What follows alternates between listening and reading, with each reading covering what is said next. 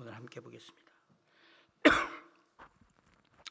자, 고린도전서 4장 1절로 5절 다 찾을 줄 믿고 교독해서 읽을 때 제가 먼저 읽도록 하겠습니다. 사람이 마땅히 우리를 그리스도의 일꾼이요 하나님의 비밀을 맡은 자로 여길지어다. 너희에게나 다른 사람에게나 판단받는 것이 내게는 매우 작은 일이라 나도 나를 판단하지 아니하노니,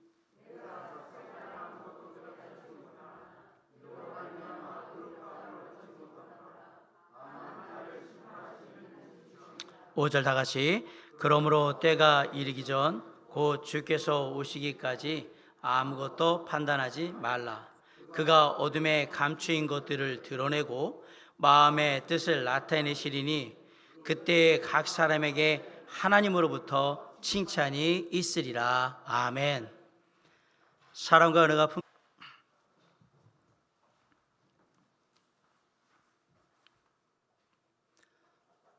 14세기부터 16세기까지 서유럽에 문화예술이 부흥하던 그런 시대가 있었습니다.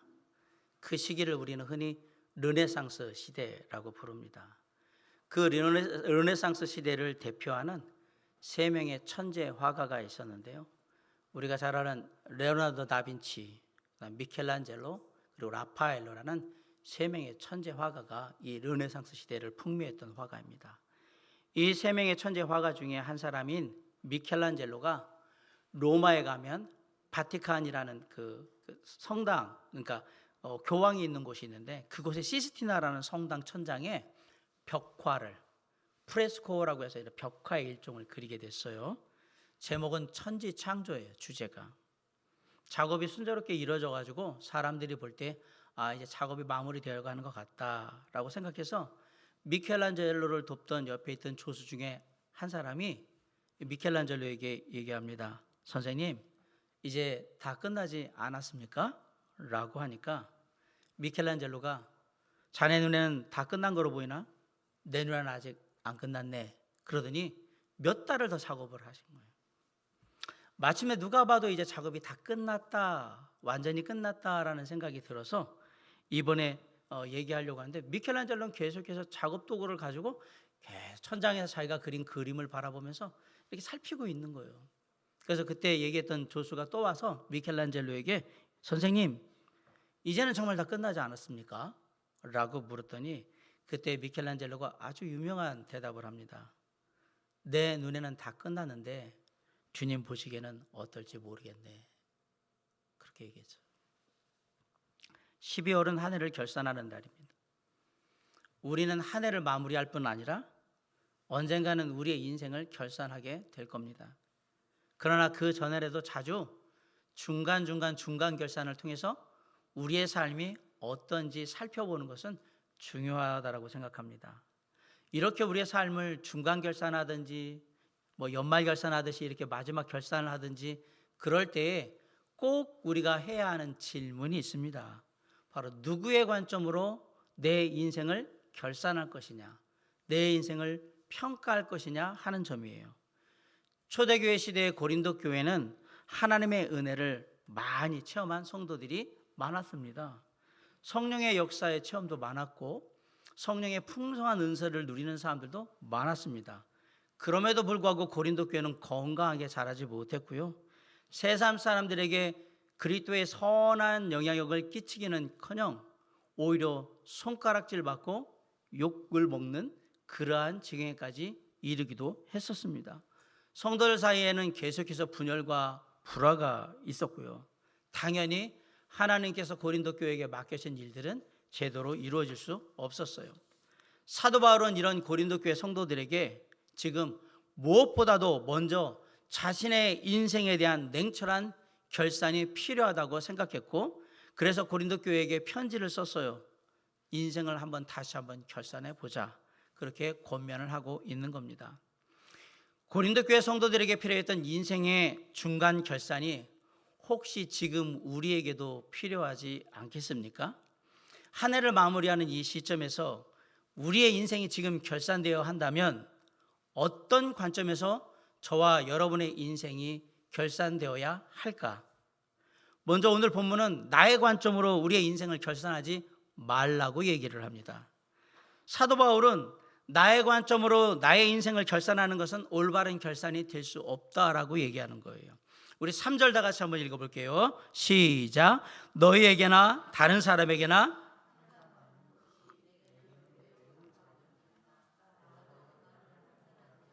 네, 이 말은 자신의 인생에 대한 판단, 결산을 유보하겠다라는 말이 아닙니다.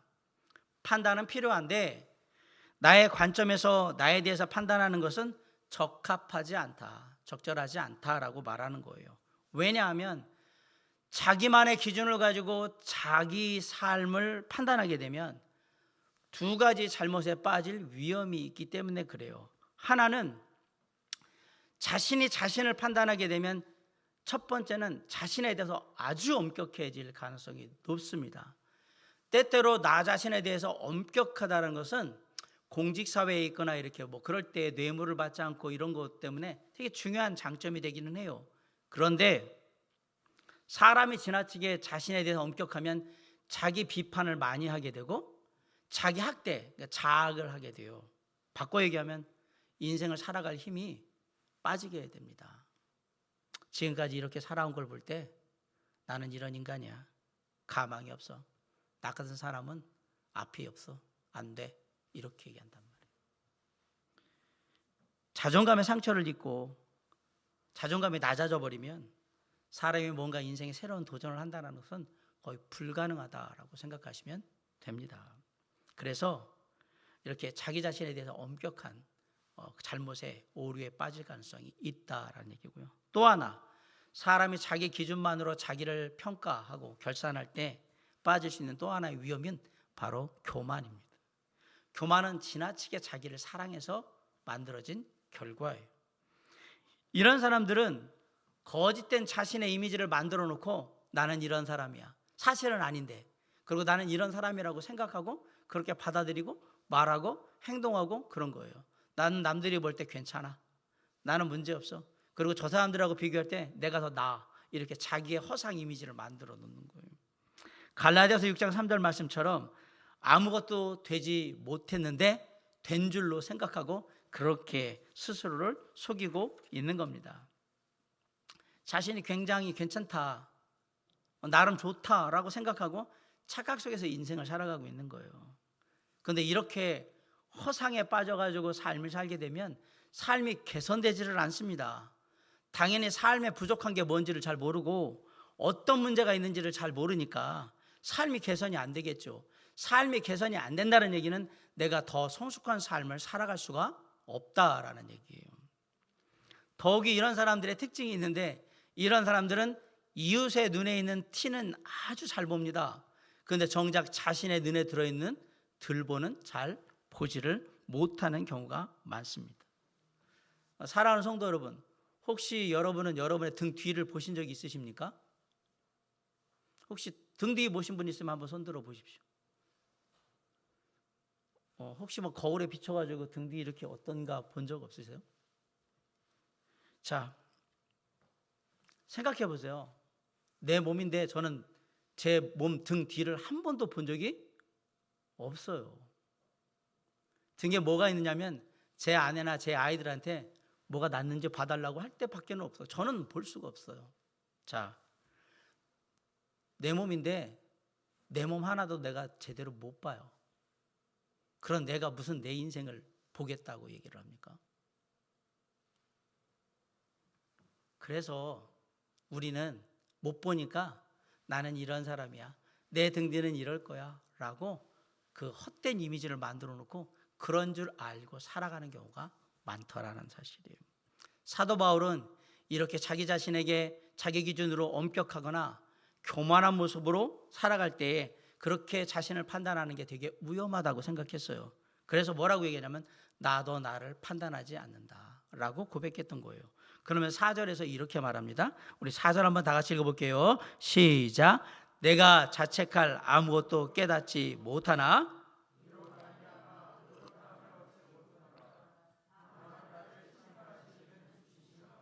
네, 이게 무슨 말이냐? 나는 양심에 거리끼는 것이 아무것도 없다.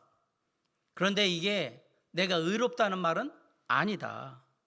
내가 의로운지 아닌지는 오직 주님만이 판단하실 것이다. 이렇게 얘기한 거예요.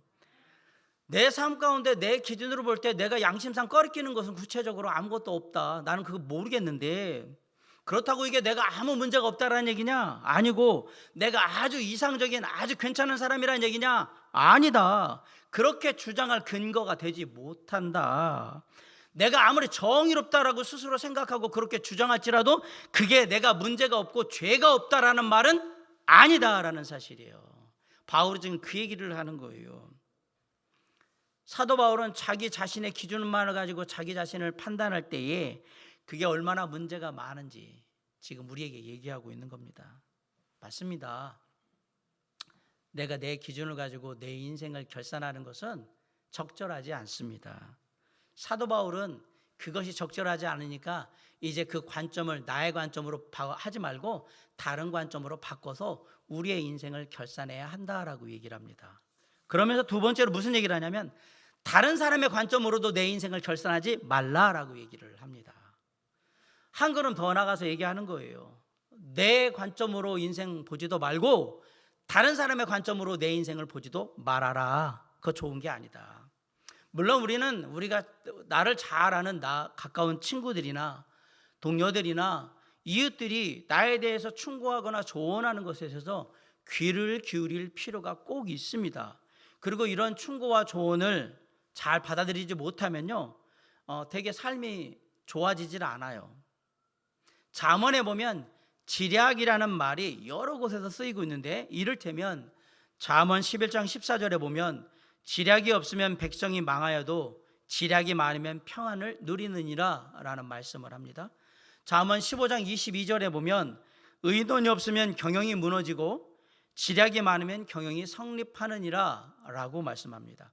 또 잠언 24장 6절에 보면 너는 전략으로 싸우라 승리는 지략이 많음에 있느니라 라고 해서 지략이라는 말이 계속해서 등장을 하고 있어요.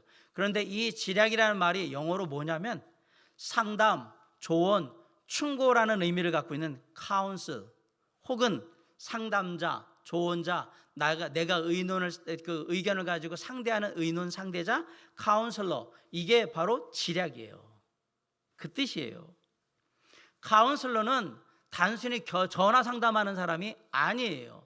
내가 약점이 뭐고 내가 부족하고 내가 지금 하고 있는 게 뭔지를 다 파악을 해서 나를 비판 아닌 비판을 하는 게 아니라 나의 잘못된 부분, 문제가 된 부분들을 지적해주고 오히려 그것을 어떻게 극복하며 나아갈 수 있는지 우리에게 조언해주고 격려해주고 도전해주며 따뜻한 마음을 우리에게 실어서 힘을 북돋아주는 사람, 그 사람이 바로 카운슬러예요. 내 주변에 이 카운슬러 같은 친구나 동료들이 있다, 여럿 있다. 여러분 인생을 잘 사신 겁니다. 그리고 앞으로도 인생을 잘 살게 될 겁니다. 왜? 종종 내가 필요할 때 그들이 카운셀링을 해줄 것이기 때문에 그럴 거예요. 충고해주고 조언을 해주고 우리의 삶을 지탱해 줄 거예요. 누구에게나 충고나 조언은 필요합니다. 다른 사람의 관점으로, 특별히 나를 잘 아는 친구나 동료들의 관점으로 내 인생을 바라본다, 진단한다. 우리는 겸허히 그들의 이야기에 귀를 기울일 필요가 있습니다. 그럼에도 불구하고 다른 사람들의 그런 나를 향한 이야기들은 참고사항일 뿐이고 우리의 인생에 대한 마지막 결산은 아니다 이 얘기입니다. 참고하시라고. 왜냐하면 내 기준을 가지고 나를 판단했을 때 가질 수 있는 위험처럼 다른 사람의 관점으로 나를 바라봤을 때 거기에도 위험한 것들이 있어요. 편견이나 선입견이 얼마든지 개입될 수 있다라는 사실이에요. 그래서 제가 다른 사람이 나를 바라보는 것이 나에 대한 마지막 평가가 될 수 없다라고 얘기를 드리는 거예요. 마찬가지예요. 그래서 우리가 누군가 다른 사람을 평가할 때, 판단할 때, 결산할 때에는 그러한 편견과 선입견이 부족하고 연약한 우리 인간이기 때문에 능히 있을 수 있으니까 조심하고 또 조심해야 한다라고 말씀드리는 거예요. 성도 여러분, 과일 중에 겉 색깔과 속 과육의 색깔이 똑같은 과일이 있습니까? 보신 적 있으세요?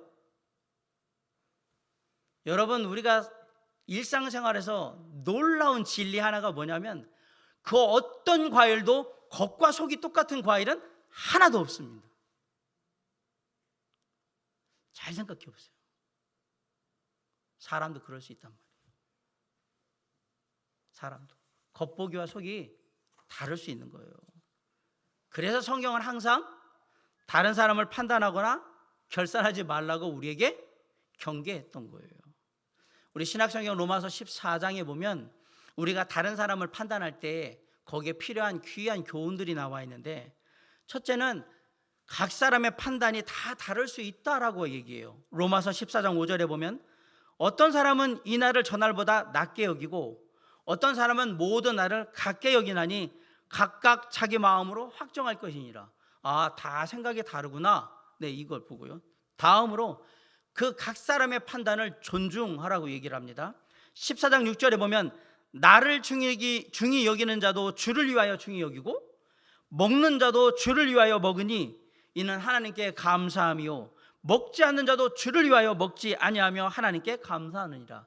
나름 각자의 판단 기준을 따라서 그렇게 생각한 거니까 그걸 뭐라고 얘기하지 말고 존중해 주라고 얘기하는 거예요. 다 주님을 위해서 했잖아요. 근데 다 달라요. 그렇기 때문에 이 각 사람의 판단을 비난하거나 업신여겨서는 안 된다라고 14장 10절에서 얘기합니다. 네가 어찌하여 네 형제를 비판하느냐? 어찌하여 네 형제를 업신여기느냐? 우리가 다 하나님의 심판대 앞에 서리라. 비판하거나 업신여기지 말아라. 누가 그런 생각한다고 막 그렇게 하는 거 아니다.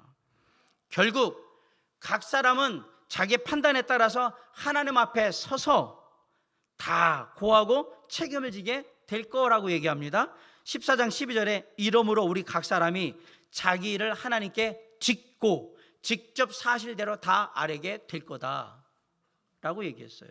마지막으로 각자가 자기의 나름대로의 소신을 가지고 한 판단이기 때문에 그것을 존중해 준다면 그것으로 서로의 관계가 깨지는 일은 없어야 된다라는 얘기예요.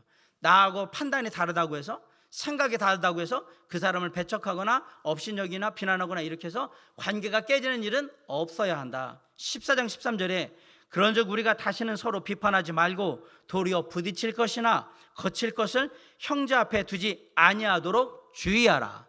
이게 문제가 되어서는 안 된단 말이에요.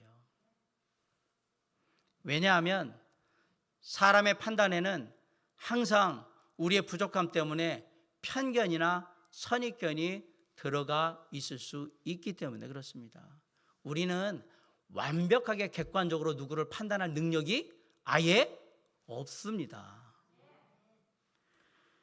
제가 친교회 안에 최근에 아주 가깝게 지내는 목사님이 있습니다. 이 목사님은 어릴 때 미국에 가셨어요.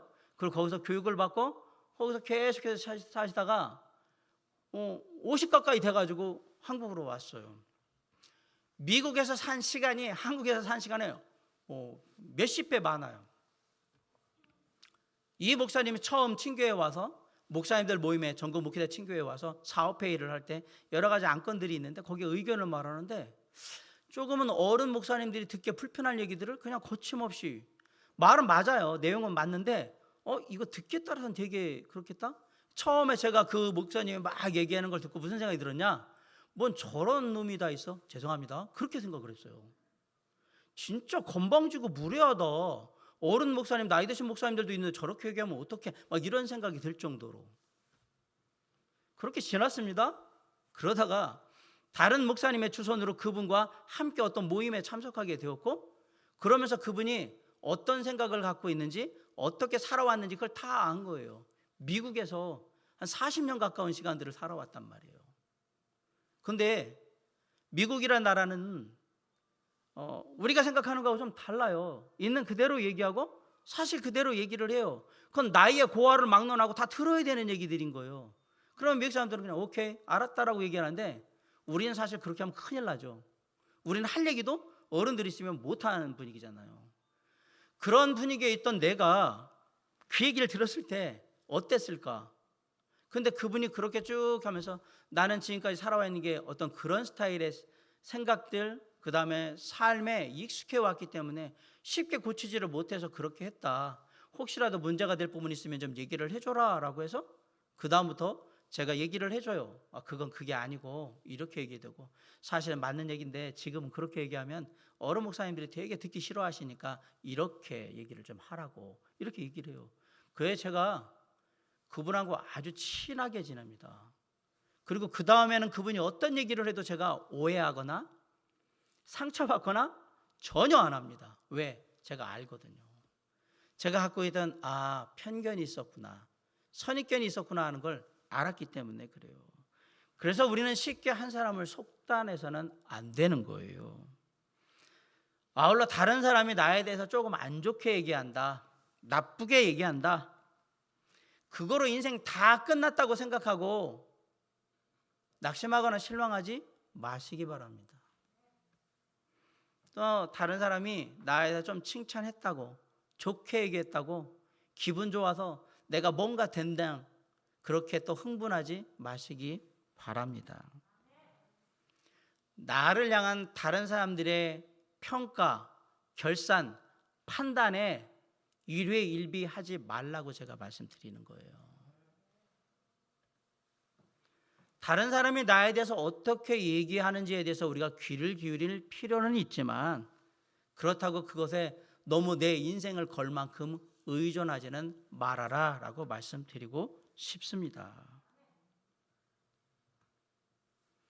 다른 사람이 나를 바라본 게 나의 마지막 내 삶의 모습은 아닐 수 있다, 이 얘기를 드리는 거예요.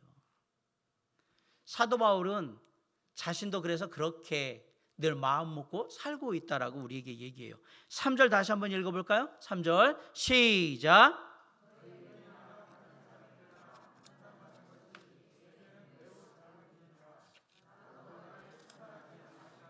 네, 나도 나를 판단하지 않는다. 다른 사람이 나를 판단하고 결산하는 것 우리가 귀 기울여 드려야 되는데 참고할 필요가 있고, 그리고 그거 보고 내가 부족한 점을 그거를 따라서 고치면 내게 유익이 있다. 하지만 그렇다 할지라도 그것은, 다른 사람이 나를 평가하는 것은 내 인생에 매우 작은 일이라. 내 인생의 마지막 결산은 아니다. 참고만 해라. 그거를 내 인생의 마지막 평가로 받아들이지는 말아라 라고 권면하는 거예요. 맞습니다. 내 인생의 마지막 결산, 판단은 다른 사람들이 하는 게 아닙니다. 사도 바울은 다른 사람의 관점으로 내 인생의 결산을, 마지막 결산은 하지 말아라. 참고는 할 수 있겠지만 그게 마지막은 아니다. 그러므로 다른 관점으로 내 인생을 좀 볼 수 있으면 좋겠다라고 우리에게 얘기해요.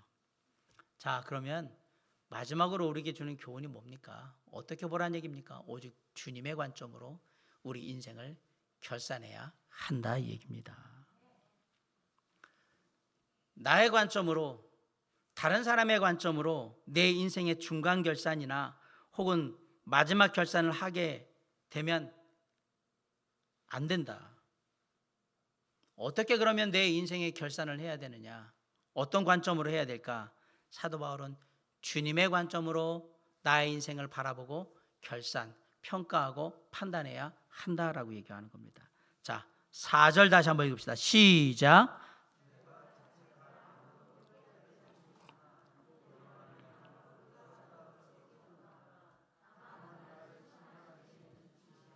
아멘. 4절 마지막 부분에 사도 바울이 아주 중요한 이야기를 하나 했어요.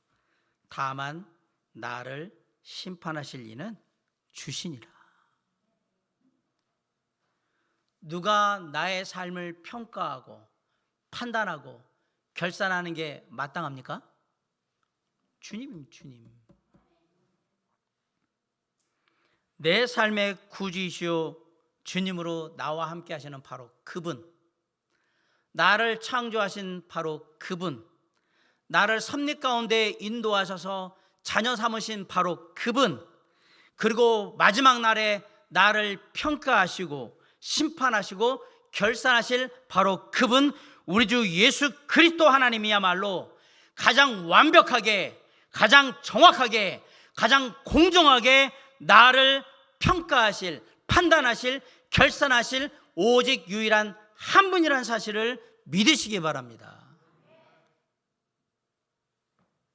우리의 인생은 그리스도의 관점, 하나님의 관점, 주님의 관점으로 결산을 하셔야 하는 겁니다.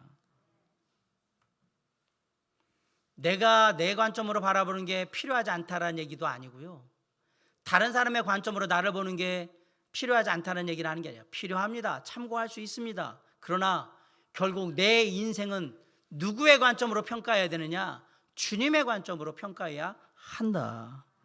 왜냐하면 우리는 하나님을 믿는 하나님의 자녀들이기 때문에 그래요. 믿는 자에게 있어서 주님의 관점으로 그 인생을 결산하는 것이 가장 중요하다라고 말씀드리는 거예요. 그리고 아울러 지금 주님은 얘기하시는 거예요. 주님의 관점으로 우리의 삶을 중간 결산하든지 마지막 결산하든지 하라고 우리에게 요구하시는 거예요. 그리고 주님은 저와 여러분에 대한 마지막 결산의 때를 정확하게 정하고 계십니다. 그때가 오면 주님의 방식으로 주님께서 친히 저와 여러분을 결산해 주실 것입니다. 흥미롭게도 성경은 그때가 가까워 오고 있다라고 말합니다. 5절 한번 다 같이 읽어볼까요? 시작. 그러므로 때가 이르기 전 곧 주께서 오시기까지 아무것도 판단하지 말라.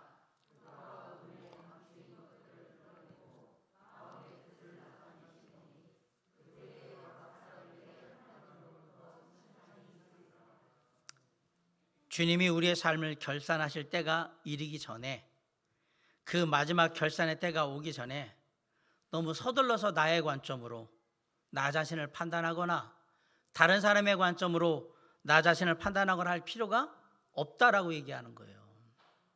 왜냐하면 주님이 오시는 그때가 되면 주님께서 친히 나를 판단하실 것이기 때문에, 결산하실 것이기 때문에 그래요. 고등학교 2학년 1학기 중간고사를 봤는데, 국사시험을 봤는데 문제 하나가 좀 이상한 거예요. 친구들과 야, 이번 문제는 좀 그렇잖아? 뭔가 좀 이상한데? 그러면서 얘기를 하다 정답이 몇 번일까 얘기를 하다가 저는 이런 이유 때문에 1번이 정답이라고 생각한다. 근데 다른 쪽에서 또 공부 잘하는 친구가 나는 이거 때문에 2번이 정답이라고 생각을 해. 그래가지고 이제 애들이 막 의견이 분분한 거예요. 1번이다, 2번이다. 뭐 틀린 애들은 별로 관심 없는 애들이지만 우리는 되게 중요하단 말이에요.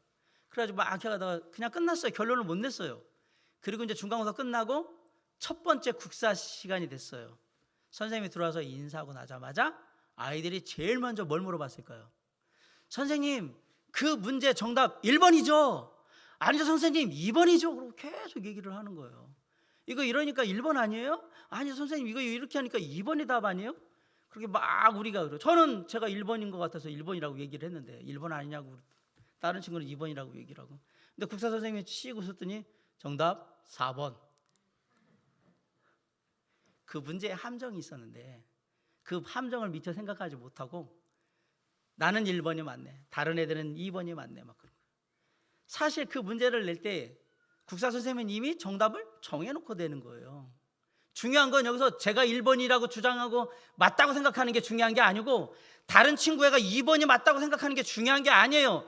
국사 선생님이 원래 이 문제를 낼 때 몇 번을 정답으로 해놨냐가 중요한 거예요. 하나님의 관점은 그런 거예요. 내게 중요한 게 아니라 다른 사람께 중요한 게 아니에요. 하나님의 관점이 중요합니다. 결국 1번이든 2번이든 4번이라고 계신 국사 선생님의 그 답이 정답인 거예요. 그때가 되면 주님께서 어둠에 감춰있던 모든 것들을 다 드러내실 겁니다. 내 마음속 깊은 곳에 숨겨진 의도 하나하나까지 다 드러내실 거예요. 주님은 겉으로 드러낸 나의 행동뿐만 아니라 내 행동을 결정하고 실행하게 만들었던 내 마음 깊숙이 숨어있는 그 의도들, 생각들을 다 드러내실 거예요. 바로 그분만이, 우리 주님만이 우리의 인생의 마지막 결산자가 되실 수 있는 겁니다. 놀랍게도 5절 하반부에 뭐라고 적혀 있냐면, 그때 각 사람에게 하나님으로부터 무엇이 있으리라? 무엇이 있으리라?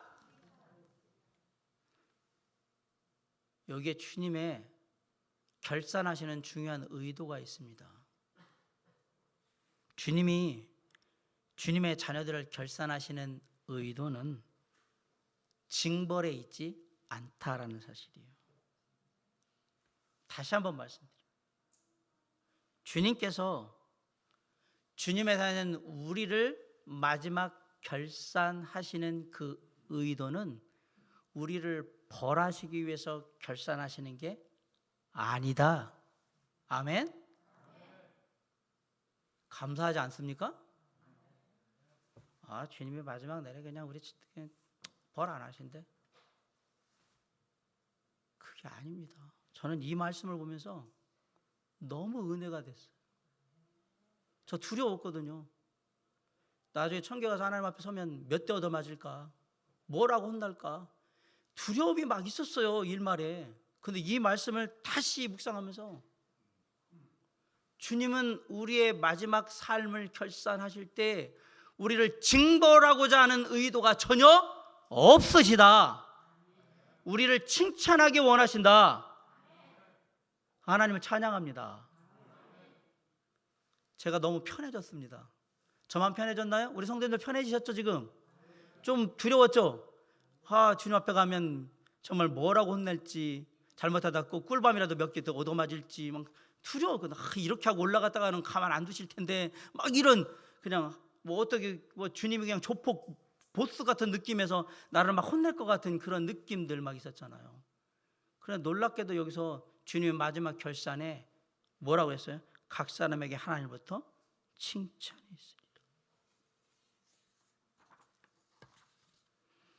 사랑하는 성도 여러분, 저와 여러분의 민생 가운데 징벌적인 결산, 마지막 심판, 즉 죄악으로 인한 죽음, 사망, 그 모든 것은 우리의 죄를 대신 지신, 그리고 십자가에 달려 죽으신 우리 주 예수 그리스도를 우리가 인격적으로 만날 때 이미 다 끝났다 이 얘기입니다.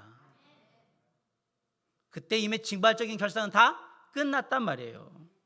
로마서 8장 1절로 2절에 그러므로 이제 그리스도 예수 안에 있는 자에게는 결코 정죄함이 없나니 이는 그리스도 예수 안에 있는 생명의 성령의 법이 죄와 사망의 법에서 너를 해방하였습니다. 이 사실을 믿으십니까? 구원의 확신 요한복음 5장 24절 내가 진실로 진실로 너에게 이르노니 내 말을 듣고 또 나 보내신 이를 믿는 자는 영생을 얻었고 심판에 이르지 아니하나니 사망에서 생명으로 옮겼느니라. 내 말을 듣고 주님의 말씀을 듣고 나 보내신 이를 믿는 자는, 하나님 아버지를 믿는 자는 세 가지가 약속되어 있어요. 첫째, 영생, 영원한 생명을 얻는다. 둘째, 심판에 이르지 아니한다. 셋째, 사망에서 생명으로 이미 옮겨졌다. 아멘. 믿는 자는 마지막 결산의 때에 징벌하듯이 어디에 내팽개쳐져 가지고 그렇게 결산받지 않는단 말입니다. 놀라운 사실 아닙니까?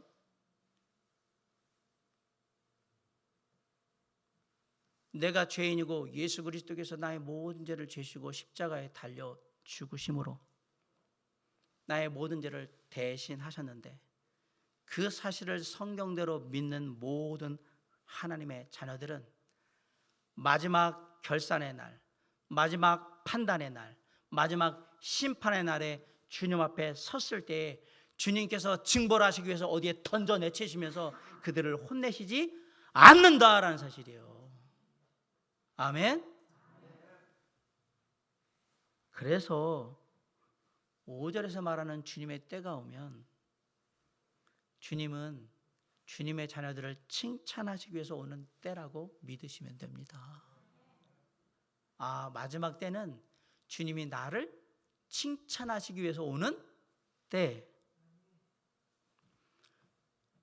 우리 주님께서는 당신의 자녀들을 칭찬하시기 오시기 위해서 오시는 하나님, 그걸 찾고 싶으신 하나님, 그 주님의 의도를 잘 기억하시기를 바랍니다.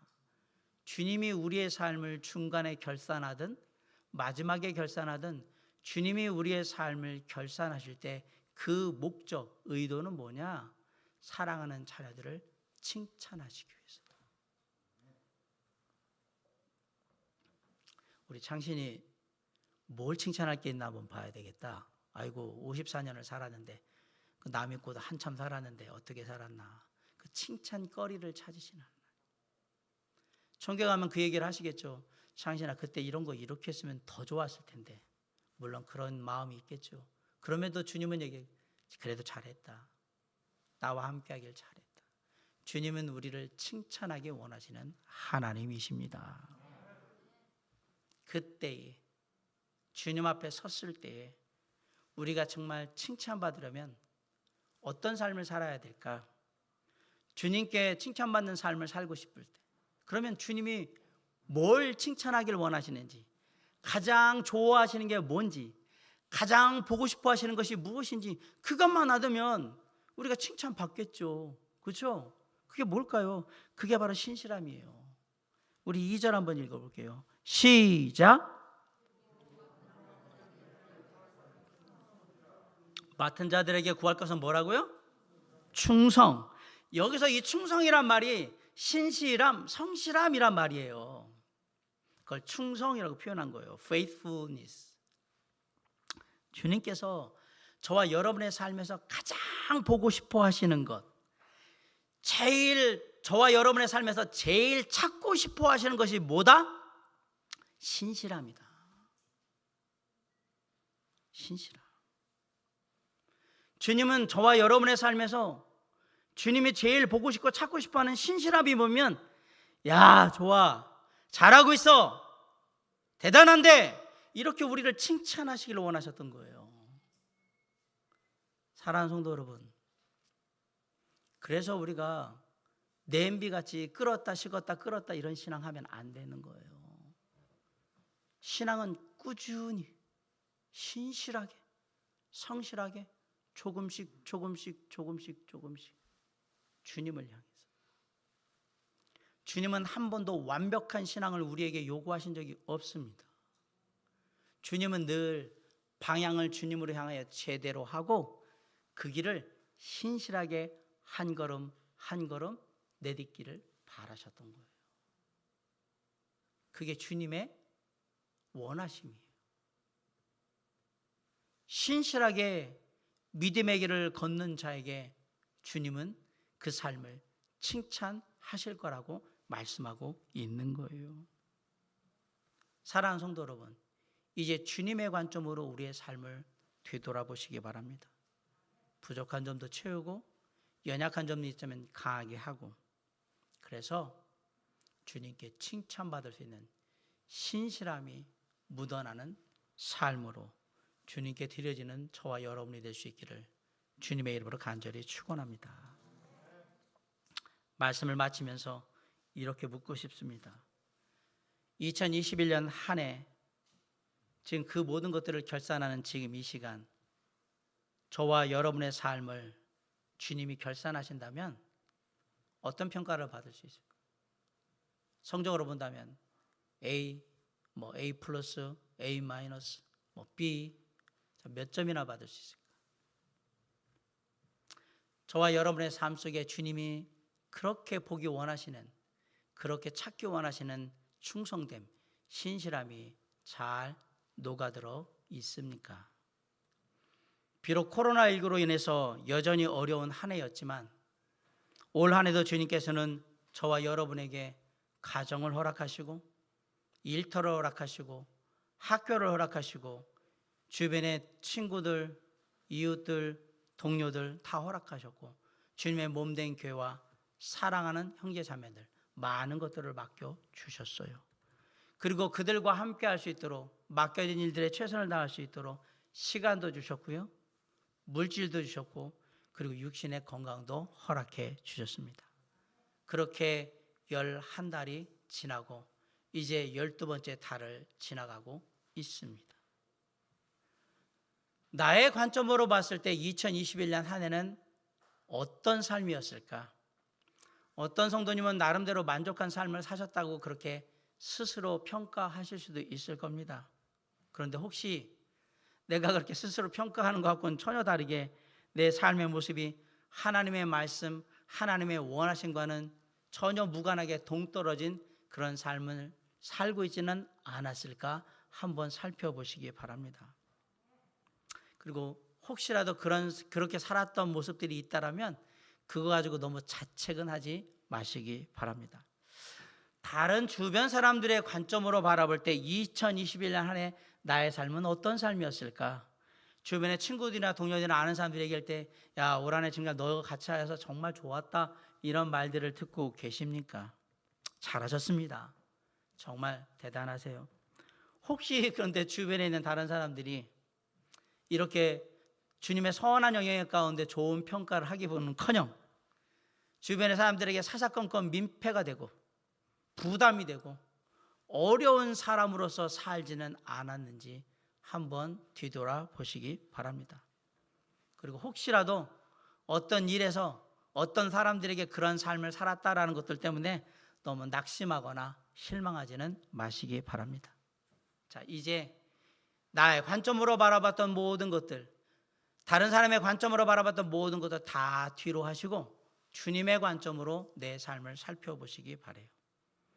저와 여러분의 삶은 과연 주님께 칭찬받을 수 있는 삶인가? 나의 삶은. 주님은 분명히 내 삶을 결산하실 때 나를 칭찬하고 싶어 하신다고 하셨는데 그런 주님께 칭찬을 받을 만한 삶을 내가 살고 있는가? 마지막 날에 주님 앞에 섰을 때에 내가 칭찬과 영광과 존귀를 얻을 수 있는 그런 모습으로 주님 앞에 설 수 있겠는가? 저와 여러분 모두가 영광과 존귀와 칭찬을 가지고 주님 앞에 설 수 있기를 간절히 소망합니다. 그러려면 비록 지금 우리에게 주어진 이 시간들이 조금은 감당하기 버겁고 어려울지라도 충성되게 신실하게 가정에서, 일터에서, 학교에서, 그리고 우리의 삶의 현장, 내가 있는 그곳에서 내가 감당할 것들을 감당해 가면서 그렇게 나아가야 한다라는 사실이에요. 주님은 나를 결산하실 때 나를 칭찬하기 원하시는 분이에요. 나를 징벌하시고 혼내기 원해서 나를 결산하시는 게 아니에요. 그러한 주님의 결산의 의도를 우리가 잘 알고 있다면 마지막 결산의 때에 아니면 지금같이 중간 결산을 할 때 우리가 주님께 칭찬받는 삶이 되기를 원한다면 삶의 현장에서 늘 주님과 함께 충성되이 신실하게 한 걸음 한 걸음 내딛어 나아가는 저와 여러분이 되므로 마침내 그날의 주님 앞에 우리가 섰을 때에 그때 우리 앞에 칭찬과 영광과 존귀가 한아름 가득 안고 나아갈 수 있는 귀한 은혜가 함께할 수 있도록 다시 한번 우리의 삶을 주님의 관점으로 결산하고 충성되이 신실하게 내게 맡겨진 삶의 자리에서 최선을 다해 주님을 향해 나아가는, 그러므로 주님을 기쁘시게 하는 저와 여러분이 될 수 있기를 주님의 이름으로 간절히 축원합니다. 기도하시겠습니다.